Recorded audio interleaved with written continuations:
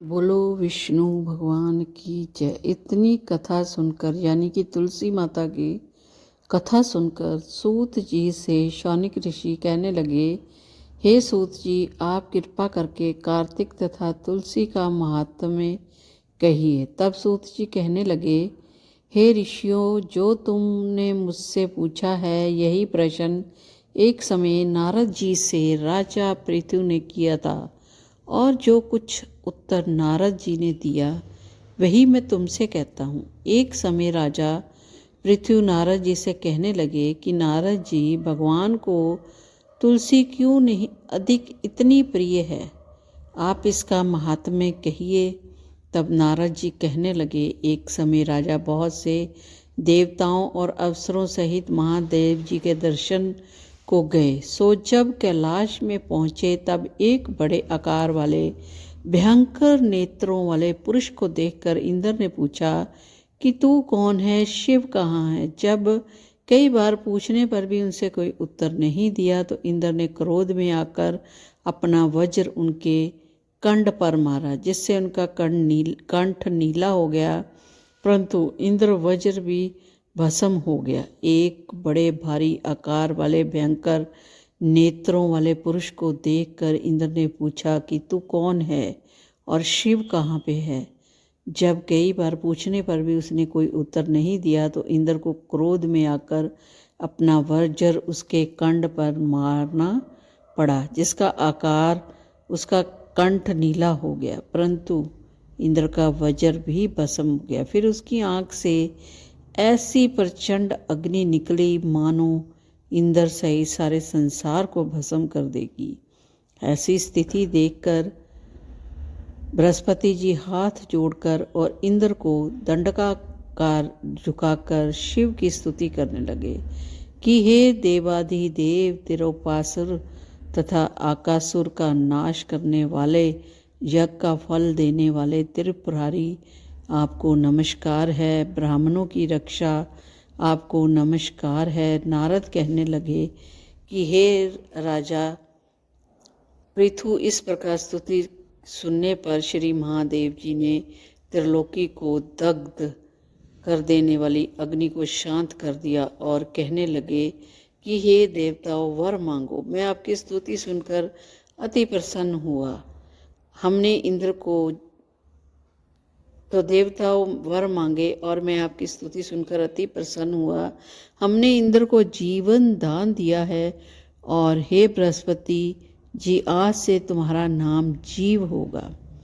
बृहस्पति जी कहने लगे कि यदि आप प्रसन्न हैं तो इंद्र की रक्षा कीजिए और संसार का दाह कर सकने वाली अग्नि जो आपके नेत्र से उत्पन्न हुई है उसको शांत करिए।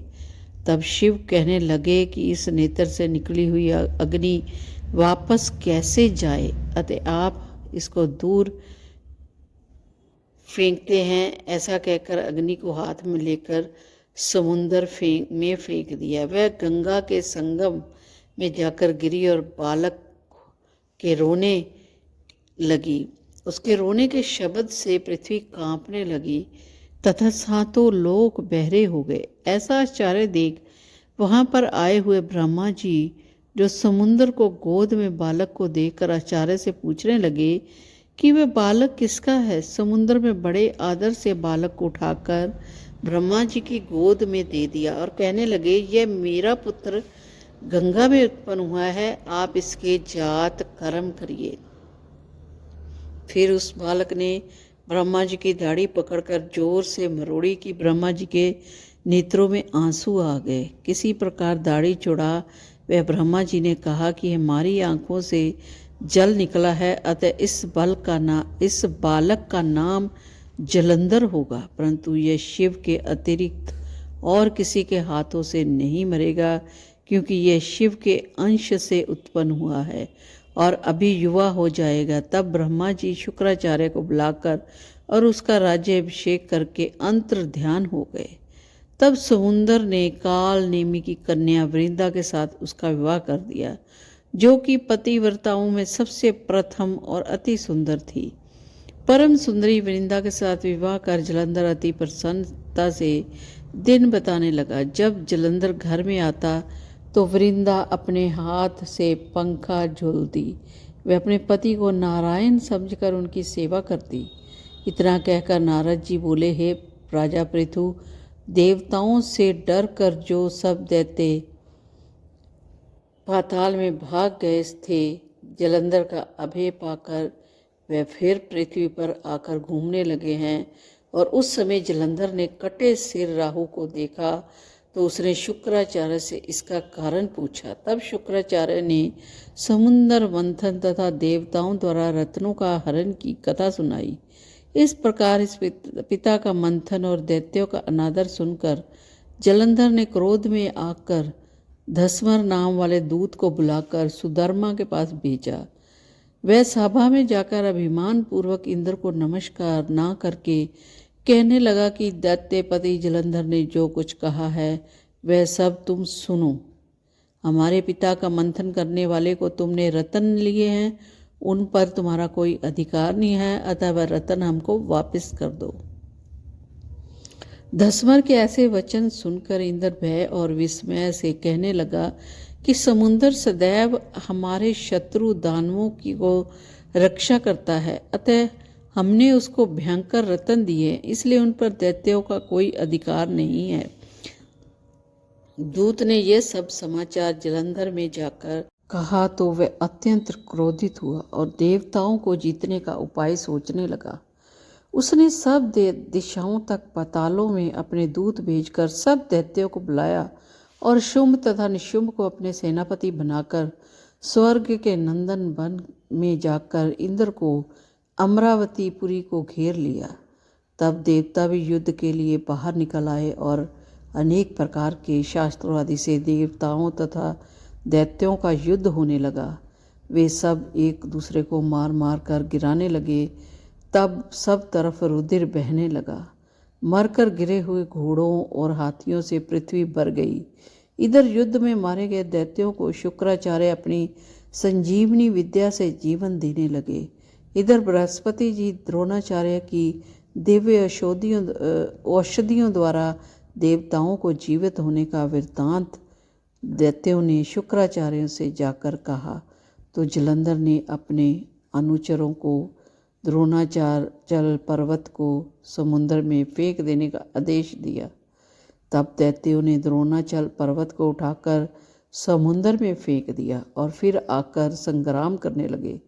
जब देवताओं को जीवित करने के लिए औषधि लेने बृहस्पति जी गए तो दिव्य पर्वत को ना देख और देवताओं का दैत्यों के द्वारा निरंतर संहार होते देख ये घबराकर कहने लगे कि हे देवताओं, शीघ्र ही यहाँ से भागो।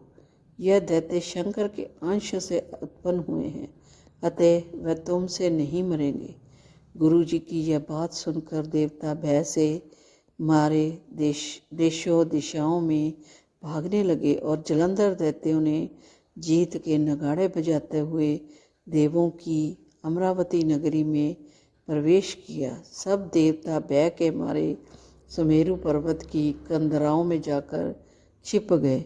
सब देवों के भाग जाने पर जलंधर इंद्र की पूरी अमरावती शुंभ निशुंभ अधिकार में सौंप कर सभी देवताओं का पीछा करने के लिए सुमेरु पर्वत की ओर गए। इंद्र आदि सब देवता जलंधर को फिर आता हुआ देखकर भगवान विष्णु की स्तुति करने लगे। बोले, हे मच्छ कच्छ आदि अनेक रूप से धारण करने वाले, भक्तों के दुखों का नाश करने वाले, सारी सृष्टि का पालन तथा संहार करने वाले, शंख चक्र गदा और पद्म को धारण करने वाले, आपको नमस्कार है। भगवान विष्णु देवताओं की स्तुति सुन और उनको दुख जानकर शीघ्रता से उठ गरुड़ पर सवार होकर जाने लगे तो लक्ष्मी जी ने पूछा कि भगवान आप कहाँ जा रहे हैं। तब उन्होंने उत्तर दिया कि तुम्हारे भाई जलंधर से पीड़ित देवताओं की सहायता के निमित्त जा रहा हूँ। तब लक्ष्मी जी कहने लगी कि भगवान मैं आपकी प्रिय हूँ, तब आप मेरे भाई को कैसे मारेंगे। तब भगवान ने कहा कि शंकर से उत्पन्न और ब्रह्मा जी के वचन से हम जलंधर को कदापि नहीं मारेंगे। ऐसा कहकर शंख चक्र और खड्ग लेकर जलंधर के साथ युद्ध के लिए चल पड़े।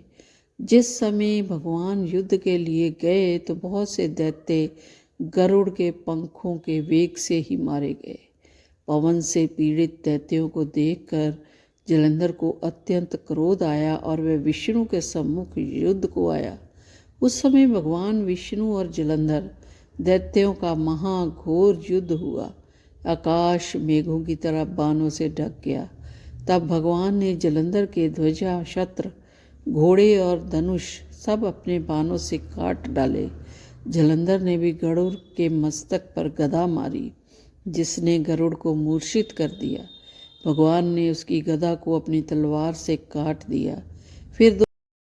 फिर दोनों का मल्ल युद्ध हुआ। जलंधर ने भगवान की छाती में मुक्का मारा। उस समय भगवान और जलंधर के इस घोर युद्ध को देखकर सारा संसार भयभीत होकर कम्यायमान हो गया। तब भगवान विष्णु ने कहा, यह दैत्य राजा, तुम्हारा और हमारा युद्ध ठीक नहीं। क्यों? तुम लक्ष्मी के भाई हो।